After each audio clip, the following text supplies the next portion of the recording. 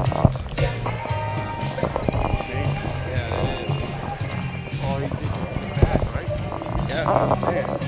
happens sometimes, right? Even though he came in and pitched in this game. I got you. It's another part of the body. Right? Anyway, got to do this, sir. You got it. Always a pleasure. All right. I'll keep looking at my watch, but I'll make sure I get out of here on time. Gotcha. All right. Here we go, and 3, 2, 1. The sun is shining on Navy Marine Corps Memorial Stadium for Keith Mills of the Navy Radio Network. I'm Luke Slabaugh. The midshipmen set to face off against North Texas in the Mean Green's American Conference opener. Keith, what are your expectations for today? I love the name, right? It's like that movie. Well, expectations are what they always are, man. If Navy can come out, execute on offense, obviously, limit the big play. They desperately want to get a home win, need a home win here in front of their fans. Haven't had one since the Wagner game. But, expectations are high on the sideline. They're expecting to come out, build off some of the good things they did last week against South Florida, try to eliminate some of the mistakes they had, and try to get that first conference win. I want to circle back to the first thing you just said. Mean Green, like the movie. What movies are you watching? Well, it was back in the day, man. I don't even know what it was called, but it was it was a football-related movie, whereas an older college quarterback came back and led them to a championship. So back in the day. I'm older. Speaking of back in the day, this is not the first time these two teams have met. You have to go back to 2007 at Fouts Field in Denton, Texas. At the time, it was the highest scoring regulation college football game. Syracuse and Pitt, I believe, were the ones to eclipse that. But a game, the last time Navy was not on any form of television. Do you recall that game? Absolutely. It was the week after Notre Dame. Paul Johnson was the head coach at that time, Ken Niumatalolo the offensive coordinator, and they went into Notre Dame and upset them for the first time in 43 years. The next week, they go to Denton, Texas, put up 72 on the Mean Green, but gave up 65. I mean, if you give up 65 points in a game and you win, your offense is really good, and it's kind of set the tone. Those two games kind of set the tone what we have seen since in this Navy football program. Just an ability to be very consistent on both sides of the football, play outstanding team football, and win a lot of games both independently before the conference and in the conference. But that was one of the most memorable games in Navy history, no doubt about it. On a surface level, Navy can relate to what North Texas is going through right now, joining the American Conference. Back in 2015, the midshipmen had a wonderful, auspicious start to conference play. They beat East Carolina, only lost one conference game.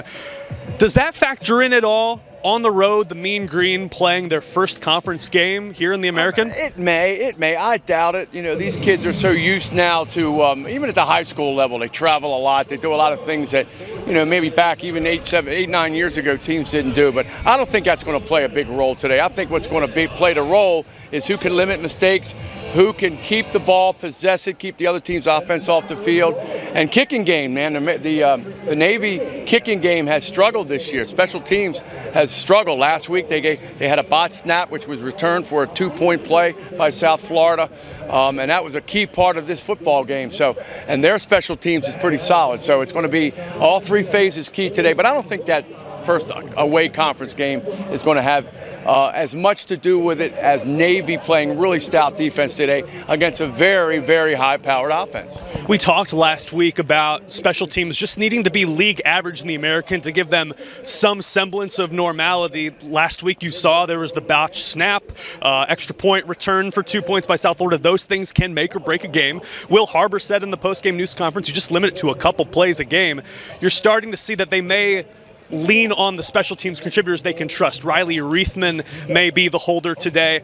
On defense, head coach Brian Newberry told me before he got on the field today that they're going to use some different formations in the back end. People they can trust to eliminate what he calls those big X plays.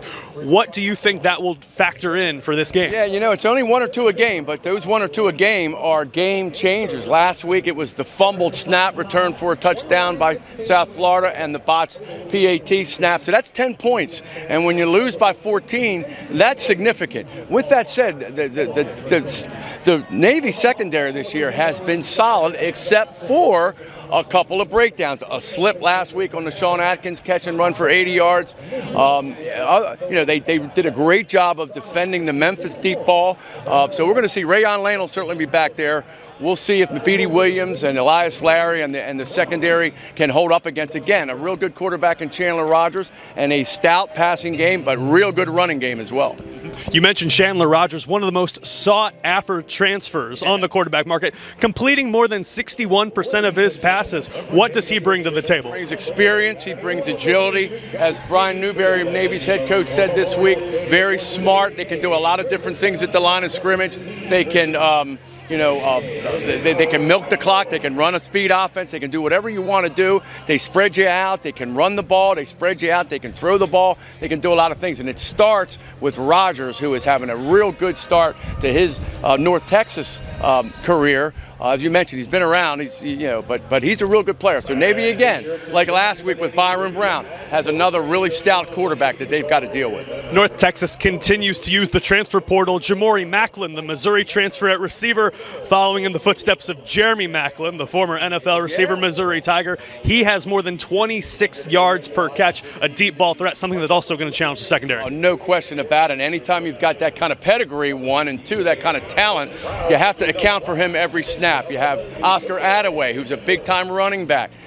You've got Eo Idei, who is another good running back. So they got a lot of balance. Chris Morris, the new head coach here, was the offensive coordinator at Washington State last year and set some records up there. Brian Newberry says he brings a very innovative mind to the American Athletic Conference, does a lot of different things that they haven't seen yet, so it's going to be a real interesting test for this Navy defense. One, to recognize what North Texas is doing, and then again, get the plays signaled in quickly so they can adjust if they have to. And again, that defensive secondary has got to hold up. You bend, but you don't want to break giving up big, long plays, which really kind of changed the game. Had the chance to meet Jeremy Macklin several times at my alma mater, the University of Missouri. 2015, got the chance to interview him. On offense, you go back and look at the tape, and Blake Horvath had his first 2 career touchdown passes. Looked impressive. He put the ball on the ground, and he has in the couple of instances he's played this year. However, Brian Newberry said he's had his best week of practice, really took ownership of the offense. What's the next step he needs to take today? Turnovers aside. Yeah, consistency and being able to recognize what the defense is in, change the play if needed at the line of scrimmage, make sure the blocking and assignments are where they need to be, and just basically polish up his act. You mentioned he does some great things. He throws the deep ball, hit Eli Heidenreich with a big catch and run last week.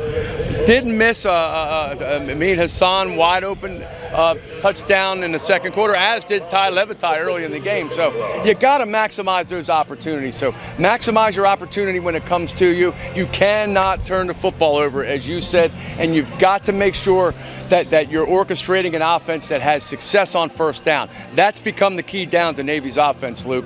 Make sure you shorten it down in distance. Coaches like to talk about staying in front of the chains instead of 3rd and 9, 3rd and 3, 3rd and 4, which is makeable, or 3rd and 2, 3rd and 1, which has always been Navy's bread and butter. It seems like they'll lean on Heidenreich again at the slot position to do really well. You're starting to see flashes of brilliance. These young players, give them some more experience on offense, and this could be a really, really explosive unit. But like you said, they've had to play a perfect game to get a win. How do you keep morale up when, instead of here we go again, we're up by 2 touchdowns, hope we don't let it slip? That's always a challenge amongst coaches when you have a little skid and you're trying to figure out a way to get out of it. But the MO of this program right here is no one ever criticizes each other.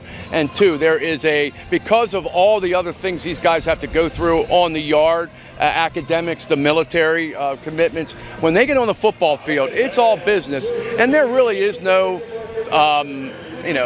backstabbing if if guys are upset about playing time or whatever. You don't see that here. If they feel that way, they internalize it and manifest it in the way they do everything else on the yard, which is just full speed ahead, focus on what the next task is, and do the best you can. And the coaches rely on that in terms of the experience of the leaders on this football team. You win as a team and you lose as a team. Let's take a look at the time right now. How are we doing on you? Okay, got a couple of minutes. Final minute. Who's your pick to click today? My pick to click today is going to be Alex Texka at running back. And I'm going to go Ray Lane today because Ray Lane has been one of the most consistent defensive players in the American Athletic Conference, tied for the lead in pass breakups, and he has been a rock. He's always around the football, had a fumble recovery last week. Alex Texas has been their bread and butter guy in the ground game, and he came within about a tackle or two of breaking a couple of long ones last week. I'm going with those two guys. I'll pick his fellow Pennsylvanian Eli Heidenreich on offense, and Luke Pierce came off a really good game, a fumble recovery as well. Steeler fans, and we broadcast Ravens football, so you got to put that in perspective. Jeremy Maclin, by the way, played with the Ravens last year. I remember. I recuse myself from any NFL argument. He's Keith Mills. Be sure to tune in on the radio, the Navy Radio Network, and on TV on CBS Sports Network. For Keith Mills, I'm Luke Slabaugh. Go Navy! Good job. Good job, brother. That's right. I forgot you were at Missouri, man. So you got to meet Maclin? Yes, many a time. Yeah, I never talked to him one time because he wasn't here long last year.